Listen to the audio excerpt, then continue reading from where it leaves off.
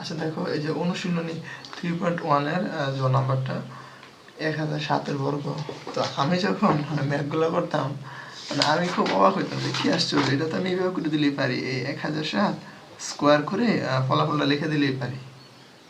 কিন্তু আসলে এটা এইভাবে না, এটা এখানে মানে ওদের ওই বীজগাণিতিক সূত্রে নিয়ম করা লাগবে। দেখো এটা আমরা কেমন করবো। আচ্ছা, তো এটা এখন তুমি ক্যালকুলেটর দিয়ে করার জন্য ওরা বলে নাই, এটা বলা হইতেছে ওই সূত্রের মাধ্যমে ফেলানোর জন্য। এটা আসলে অনেকভাবে সূত্রে ফেলা যায়, আমি সবচেয়ে সহজভাবে নিব।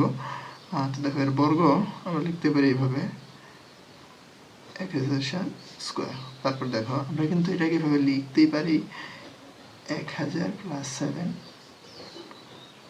স্কোয়ার। এখন দেখো আমরা এটাকে যদি এ ধরি আর এটাকে যদি বি ধরি, তাহলে a + b whole square.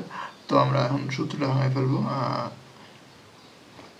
a square plus 2ab plus B square equal to, আচ্ছা এটার আমরা স্কোয়ার করবো, একক দশক শতক হাজার অযুত লক্ষ নিযুত প্লাস 2000 আর 7 গুণ 14000।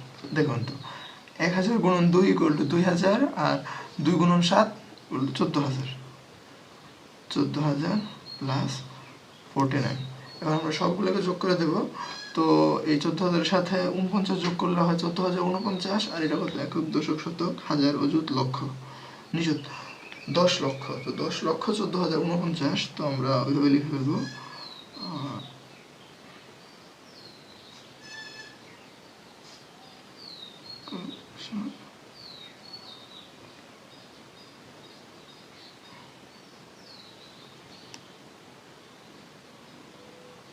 আচ্ছা দেখো 10,14,049 এটার আনসার। খুব ইজি একটা ম্যাথ, ঠিক আছে।